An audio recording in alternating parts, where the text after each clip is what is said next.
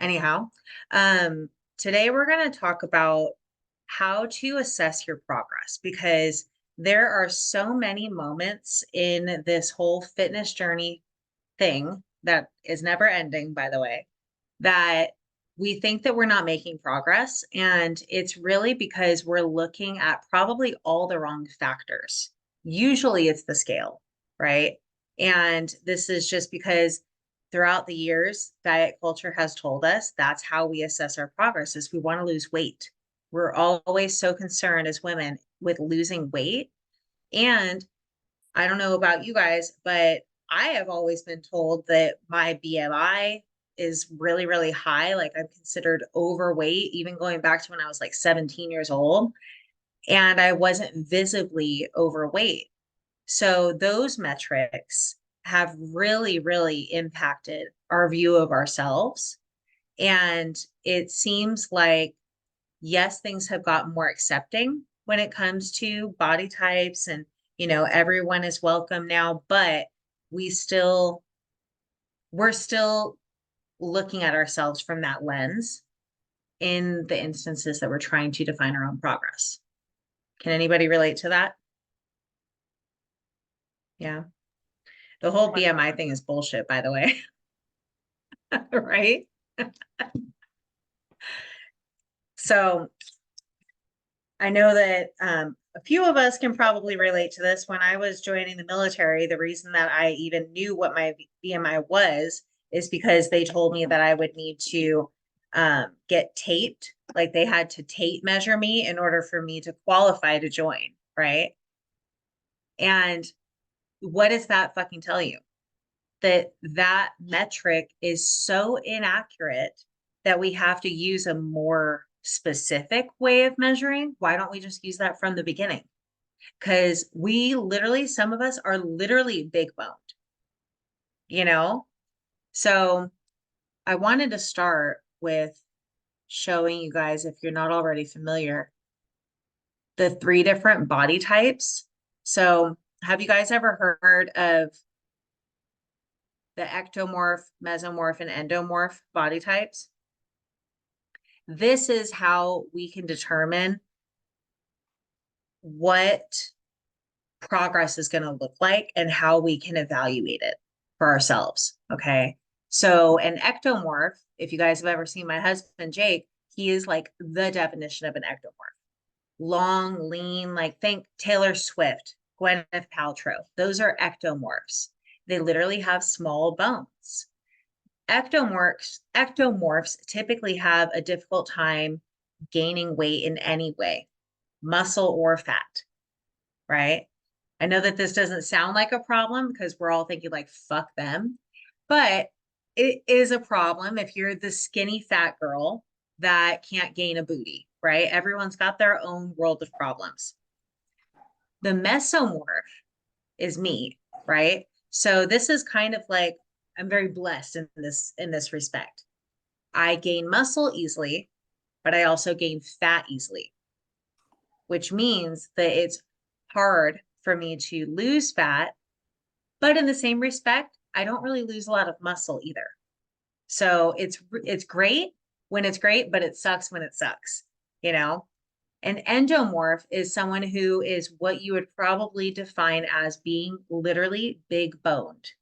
This person has a really, really difficult time losing fat because that's how their body naturally wants to be. So it all goes back to genetics. But if you can determine which of these body types feels most relative to you, that is going to make it a lot easier to define your own progress. So, for example, an endomorph will see quicker progress on the scale, but their photos might not see as quick progress. These are the people that when they lose weight, they lose it in like big amounts. For example, I had a client at one time that he would lose literally 10 pounds a week, but you wouldn't see any change in his measurements. But we saw a big change on the scale. A mesomorph, this is where you'll notice shifts in the tape measurements. Nothing on the scale, typically. but you're seeing that their body shape is changing through those tape measurements. That's why we take a lot of different forms of data each week. An ectomorph, this is more so body fat percentage. So is this helping you guys kind of like, are there any light bulbs going off?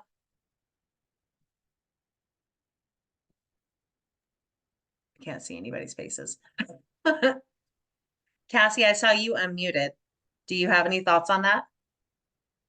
For me, it's kind of stuff that I've already heard before for the mesomorph, ectomorph, all of that, but it makes sense. Yeah, and this is why, like I said before, we want to make sure that we're taking multiple forms of data. Now, when you're taking those data points, it's helpful to understand how quickly you should see progress, right? So when you're an endomorph, you probably will see quick progress on a very regular basis, week by week on the scale. But that doesn't mean that you're not making progress in other areas. If we were to track body fat, you'd probably see a big difference.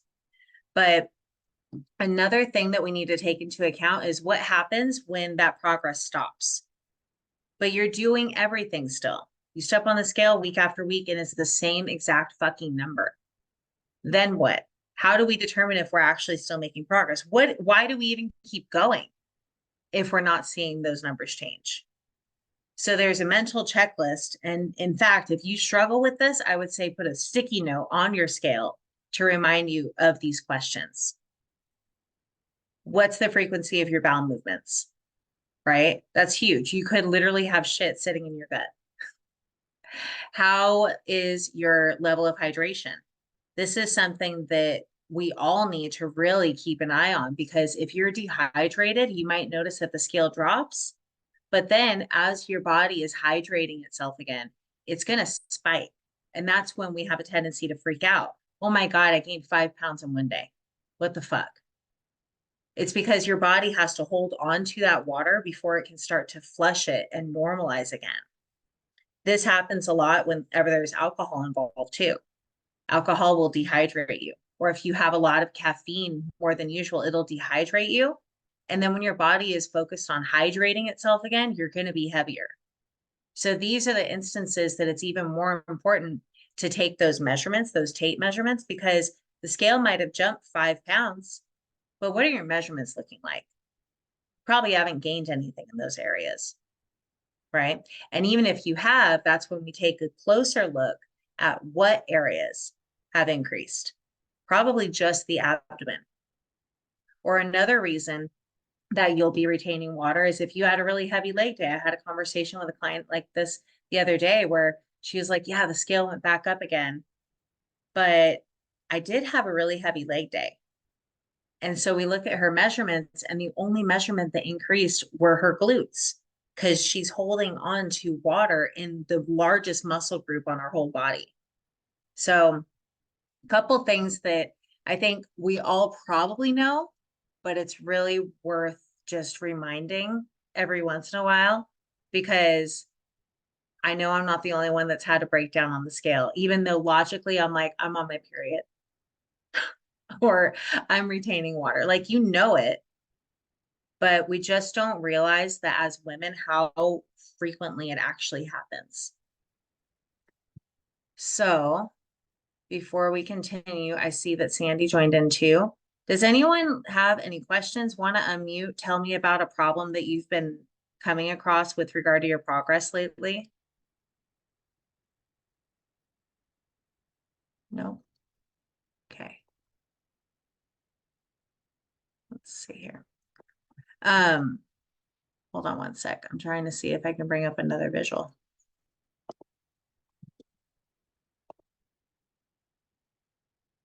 I want to also go back to what we were talking about earlier with regard to why should we keep going if we're not seeing progress.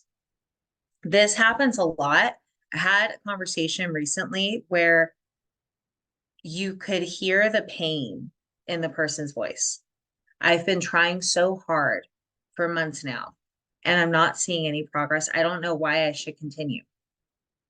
So when those things happen, it's really, really helpful to determine why should you continue if we're not worried about what you look like. Like, for example, if you couldn't see yourself, would you still want to feel good? Would you still want to move your body and feel what that feels like?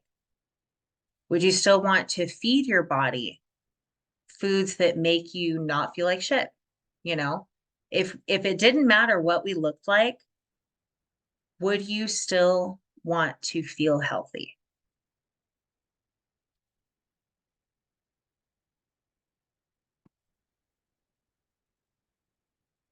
I feel like I'm doing a TED talk. 100%. That's why I joined in the first place. And those are the things that we have to come back to also, right? Because you're not always going to feel like you're looking better. And a lot of our views on ourselves and why we want to look a certain way has to do with the societal measures that have put in place for us.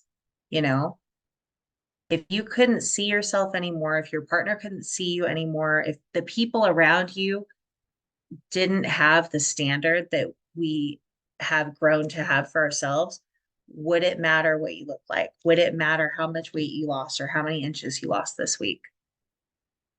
And if not, then what would matter? You know, how does it make you feel when you crush that workout? Do you feel more confident, strong, accomplished, a better version of yourself? Like, holy shit, I said I was going to do something and then I did it. That feels really good to follow through on your word and keep your promises to yourself. So, in the moments that we feel like, why am I doing this? Why am I doing this if I'm not seeing fast enough progress? Those are the things that we need to come back to. Is why not? Why wouldn't I want to make myself feel good? One thing that Jake said to me one day that honestly in the moment it pissed me off because it was a Sunday and I purposely don't work out on Sundays. He was like, I'm gonna go get a workout in. You want to work out with me? And I was like, no, I think I deserve to be lazy today. And he was like, okay, I deserve to feel good today. I was like, that was a good one, you know, because a lot of times it does make us feel better. Whether or not it makes us look better in that moment, it always makes us feel better at that moment. I feel like there was something else I wanted to talk about. I'm sorry, you guys. I've been having brain farts for 3 days now. I was hoping there would be some questions. Let me pull up some questions that I've had from other clients.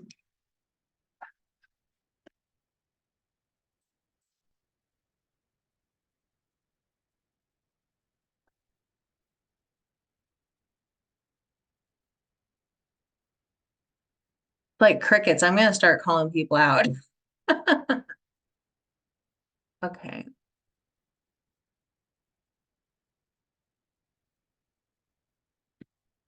So, how you evaluate progress in other areas like nutrition? Well, we determine if we're making progress in your digestion and things along those lines based upon the level of inflammation in your body. So, I think one thing that we need to define first is what's the difference between bloat and inflammation, right? So, bloat is like what you feel during your period, of course. It's usually in the abdomen. Inflammation is like when your rings are fitting tightly, when you can't put on a pair of shoes that you typically like for me it's like high heel shoes, like the faux leather shoes that are typically tight. If I can't squeeze my foot into those, that tells me that I'm inflamed, not just bloated, right? So we need to look at the body as a whole and determine, is it bloat or inflammation? Because those are going to be two different things and two different ways of course correcting. So if it's bloat, that means that it's also probably temporary. Some things that we don't realize bloat us are raw vegetables, cruciferous vegetables, large salads like kale, and, like the hard, crunchy salads. Those have a tendency to keep us bloated. And you'll probably notice that your stomach is distended for a couple hours, but then it goes away. Cassie, you unmuted. What, Why would what do those we got to say? bloated? Huh? Why would those keep you bloated? It's hard for your body to digest. So it's not bad to have, but similarly to the reason we eat those foods is because they're high in fiber and they keep us full. It also has that effect on us because it's keeping us full, right? It fills your stomach because it's going to be harder for your digestive tract to break down versus if it's cooked, it's softer, it can pass through easier. So it's not the worst thing in the world to have. You just want to make sure that you're monitoring your servings and take notice to how your body reacts. It might not do that for everybody. But if you notice that after you have a big kale salad, that your stomach literally looks like you're 7 months pregnant for 3 hours, and you got to lay down like it used to do to me, that's why I had to quit. Then maybe don't do that, or maybe have a cooked salad, or maybe swap out the kale for spinach. It's going to be a lot easier. If it's softer, it's going to be easier on your gut and digestion. So when it comes to bloat, it's really paying attention to the timeline and then determining what foods cause that. For example, I noticed that sparkling water that I usually have, there was one brand that had sucralose in it, and it was it kept me so full. And it got to the point where it was really painful, you know? So it's not always going to be vegetables that cause that reaction. It could be specific ingredients that just don't go well with you. And once we uncover that, then we can eliminate it, right? When it comes to inflammation, this is a whole different ballgame. So the alcohol, for example, alcohol will probably cause you to be lighter on the scale, but inflamed. Your rings are going to fit tightly until that gets out of your system and totally flushes. Other things that could be keeping you inflamed that you might not be noticing because the inflammation is more so in your intestines and your colon: refined sugar, gluten, and dairy. So it's tough for us to determine those factors because they're not external. I can't just look at your face and say, oh, you look really puffy today. Something might be causing inflammation, right? It's more so like in your colon. So this is where it's really important to learn how to listen to your body and notice the trends with your body. What's the nature of your bowel movements, for example? So going back to the question, that's how we evaluate what changes need to be made with your nutrition, is not just paying attention to how much weight or inches you're losing, but also paying attention to how your body feels and looks on the outside and the nature of how you feel on the inside as well. I saw Victoria joined in. Victoria, do you have any questions while we're on this subject? We're talking about bloat, inflammation, how foods impact our bodies differently. No, I just missed the first part of it, so I jumped on while I've got a few minute break. It's good reminders. I'm still kind of in the journey of trying to figure out what my body is reactive to through that process of elimination. But definitely, like over the weekend, I was in Whidbey and had fun with friends and lots of wine. So definitely had the inflammation from that. And then we ate a lot of fibrous foods, and my body was, proactive with in a good way with a lot of the fiber. But then towards the end of the trip, it was kind of getting to the point where it's just too much. So I had to just only have a couple bites and then not have anything more because I was going so long with not eating. And then also having, like what you're saying, the bloat that just was taking a really long time to come down, and feeling, I don't know, it felt like when you're just kind of gassed after a workout, but it was just because I was so heavily bloated that my body wasn't catching up. with, Mhm. emptying itself. So it's just been a lot of trial and error to figure out what's going to be a good moderation of fiber for the healthy greens and those kinds of things, like what we talked about before, Savannah, as far as like I was having so much broccoli that I was thinking that that was what I needed to be doing, but it was just too hard on my system to be breaking down. So having to Mhm. switch to other forms of fiber, um, it's been touch and go, trying to figure out what's that sweet spot for my GI system. So Yeah, well, there is such thing as too much fiber, you know? Mhm. And especially with what you were experiencing and how much cruciferous vegetables you were having, it makes sense Mhm. that it was so uncomfortable. Yeah. So, it doesn't mean eliminate everything completely, but like we talked about last time, maybe just 1 cup of broccoli per day and make sure that Yeah. it's cooked and things along Yeah. those lines can really just reduce the impact that it has. Mhm. Um, and then also with the red meat, that's something that we haven't touched on during this conversation, but that really Yeah. became clear when you and I were discussing it. Red Mhm. meat takes 3 days for your body to fully digest. So if Yeah. you're having red meat like 2 times a week, 3 times a week, you constantly have a little bit extra in your gut. And Mhm. so then we get fucking frustrated that the scale looks the same every time. Yeah. Yeah. When in fact, if we were just able to eliminate that and take a nice big shit, then you'd see a big drop on the scale too. So it's Mhm. just interesting because a lot of times we are losing fat and we just don't even know it.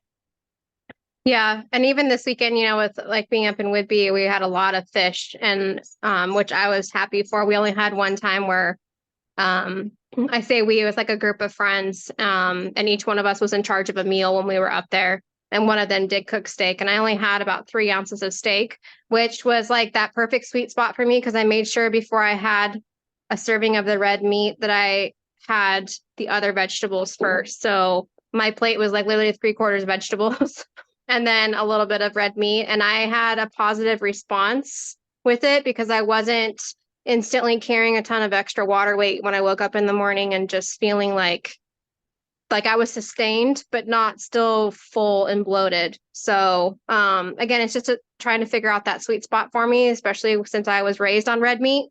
So red meat is just like programmed in me. Like if I want quick protein, it's just easier for me to grab that. But then also making sure that I've got lots of fish and chicken stocked in my freezer now. So the red meat is all the way at the bottom, all the fresh seafood and that kind of stuff is at the top. So it's just easier for me to just deprogram myself of having so much red meat. Hmm. Good. And have you noticed a big difference? Because it's been a couple weeks now. Yeah, I have noticed more of like not having the inflammation, like puffy face. It's going down. Trying to get my water intake to be remaining about a gallon plus. Especially on workout days, I find that I'm drinking more of a gallon and a half.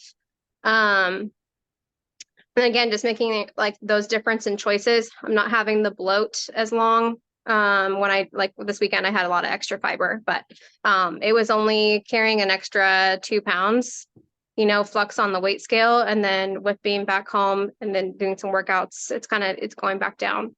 Um, so then also again, not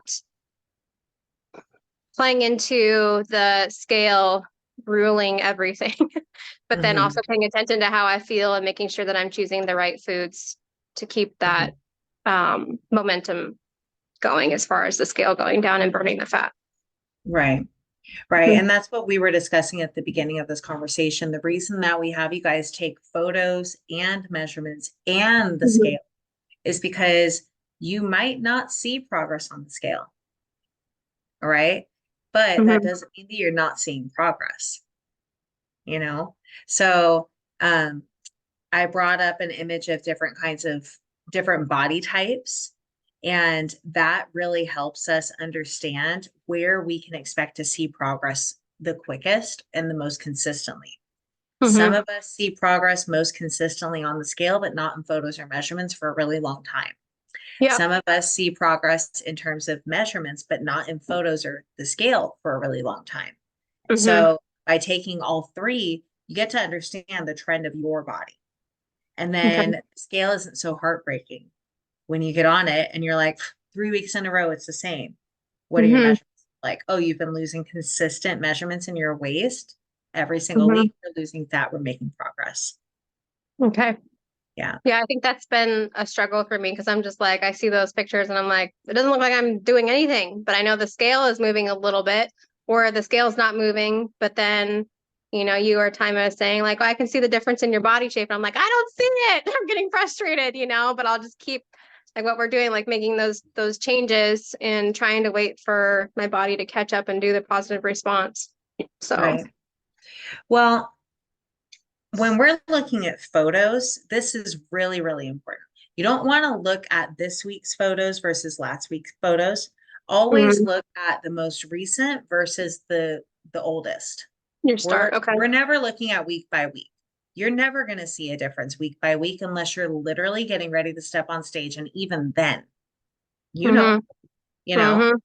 So this is, I think, going to be a big help for you. Like, never look at week by week photos, only look at here's where I am now and here's where I started. There will Okay. always be a difference. And then another thing to take into account is usually we have our specific body parts that we're so focused on, and therefore we can't see progress elsewhere because we're not seeing it in the one place that we want to see it. Right. So if you Okay. just hate your abdomen, every time you look at your progress photos, you're probably only looking for progress there. What Yeah. if you made progress in your glutes? What if you made progress in your back or in your shoulders? We're kind of putting blinders on to Hmm. everything else because we're not seeing what we want to see where we want to see it. Yeah. That makes sense. You're always honed in on the areas that you're insecure about. Hmm. Hmm. And unfortunately, the areas that we're most insecure about are the areas that are slowest to respond. It's like a That makes catch sense. 22, right? Yeah. Hmm. So, one, we have to zoom out and look at the bigger picture, look at overall progress. And this is where it's so helpful to have a coach to look at you objectively. I don't Hmm. have feelings about your body like you do, you know? And also, Hmm. you've seen your body every single day, your whole life. I get to look at it as it's a piece of data, right? I'm sorry, Okay. but you're an object to me. Mhm. But also when it comes to the areas that we're most insecure about, we can turn that around and make it one of our favorite body parts, right? Mhm.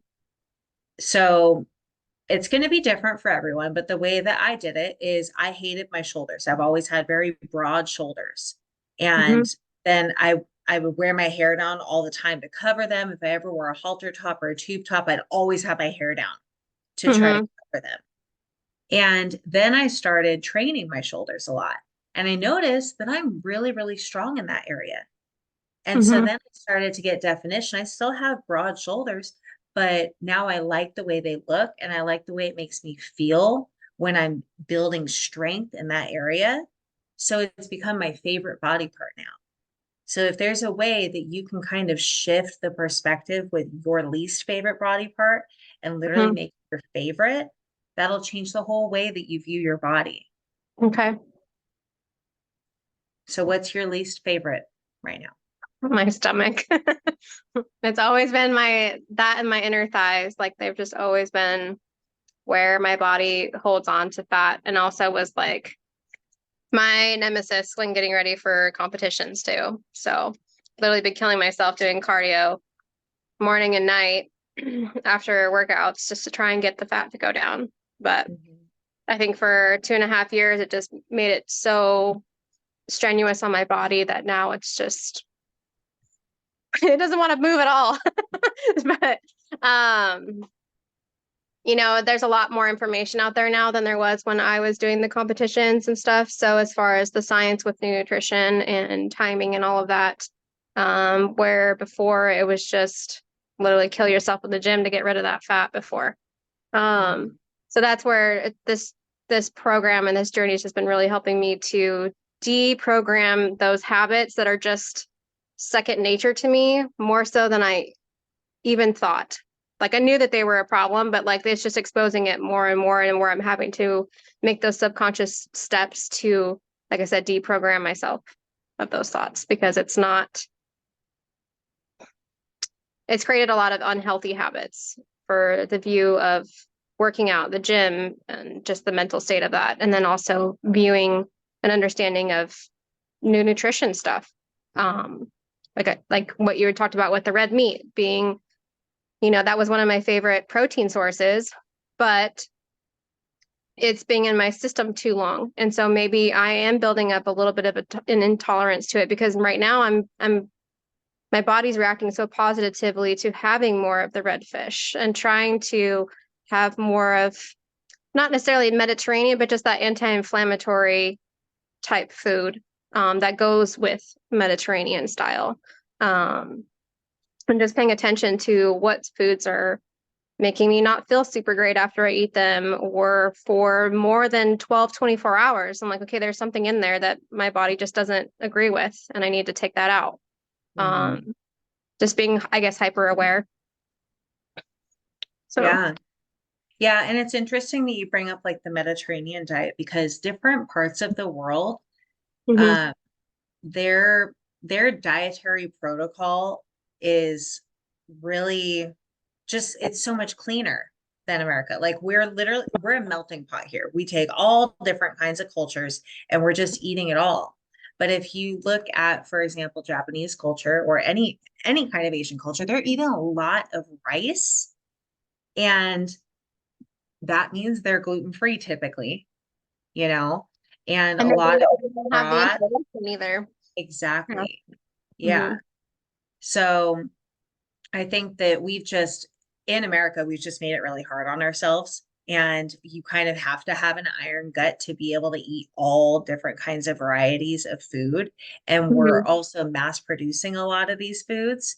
So that makes it even more challenging for our gut. And that's why things like IBS and Crohn's and ulcerative colitis are becoming so popular now. These are really, really popular diagnoses. You Mhm. know, our bodies aren't made to handle all of this, all of these kinds of foods. But I'm glad that you're noticing a big difference in your body. It seems like you are able to listen to your body a lot better now, and you're Mhm. breaking through a lot of those beliefs that you had when you were competing, because that's really challenging too.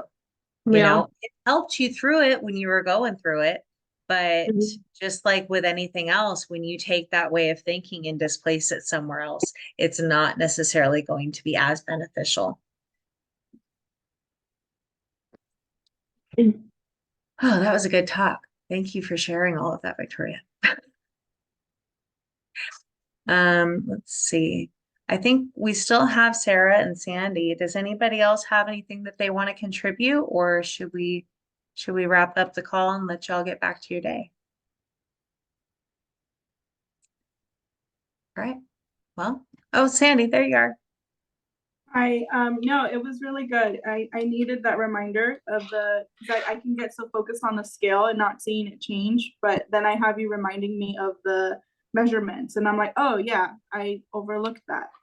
And that's helpful to know, to be reminded of. Just there's different ways for everybody of just to see the progress, and also how you feel. And I've noticed I feel a lot more energized, so I may not see a big difference, Mhm. or my problem area like my stomach, but or what I feel is my problem area, but I can tell the difference on how I feel and how I can move around, versus when I first started, I couldn't even do certain things or bend over. Yeah.